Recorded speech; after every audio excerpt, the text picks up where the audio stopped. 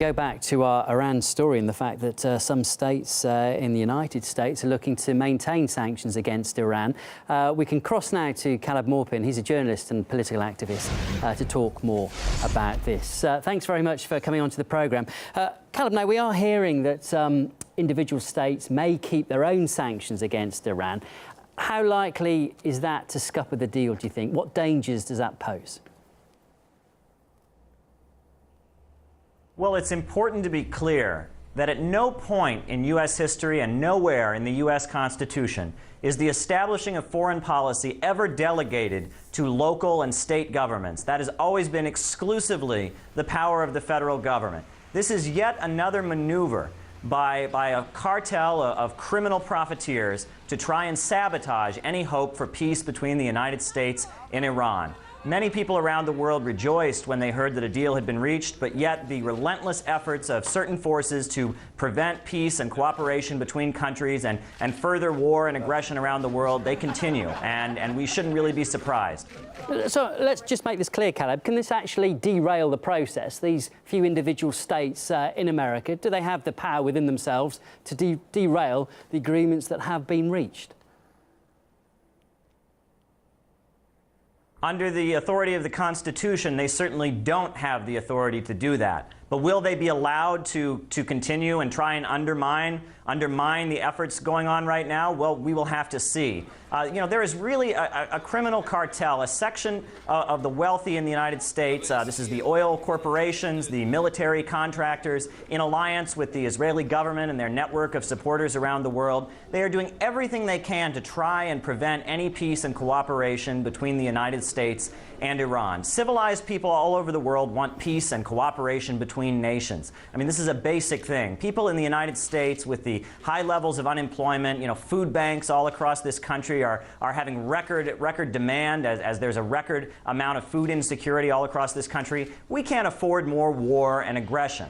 People in the United States want peace with Iran. People in Iran want peace with the United States. They don't want to be attacked. They don't want to be subject to further sanctions. The forces that want war are very small, but they're also very wealthy and very powerful. I mean, this is really the struggle of the people against the forces of wealth and power that very much want to further hostility throughout the region. Right now, the U.S. is in alliance with Saudi Arabia. As Saudi Arabia murders civilians left and right in Yemen, people are dying. Yet the U.S. is worried about Iran. Yet there's talk of attacks on Iran. I mean, who is the real source of aggression in the region? Caleb, in addition to those individual states, a large number of Republicans are against this deal too, and they're afraid that Iran continues to sponsor terrorism. This is what they say. I mean, that in itself potentially could upset the apple cart, couldn't it? I mean, that having the Republicans against it could derail the whole process anyway. Well, the notion that Iran is sponsoring terrorism is an extreme mischaracterization that is very common throughout the U.S. press. In Bahrain, for example, the Shia community there, which is the majority of the people, is highly discriminated against, yet they're the majority of the people in their country.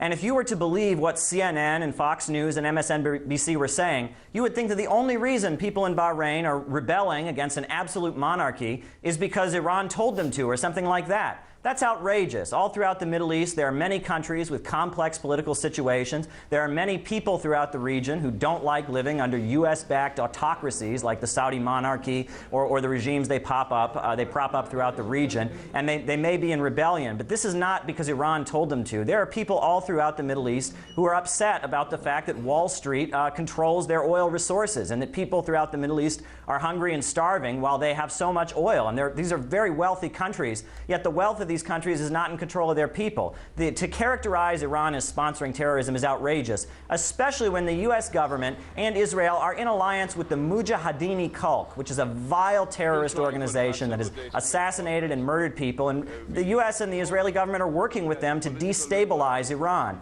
The U.S. is also working with Jindallah, which is a terrorist organization that has been attacking Iran as well. Terrorist attacks have been taking place in Iran by U.S.-backed forces. Yet Iran has attacked no one. anyone. Iran has not attacked any of its neighbors. Iran wants to live in peace. It is a country that is trying to survive.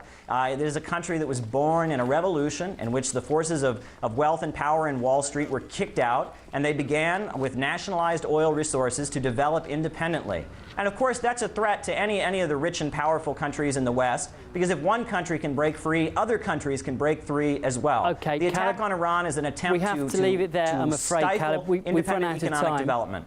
Caleb, we've run out of time, but look, thanks very much for giving us your passionate views on this. That was Caleb Maupin, a journalist and political activist. Thanks for joining us.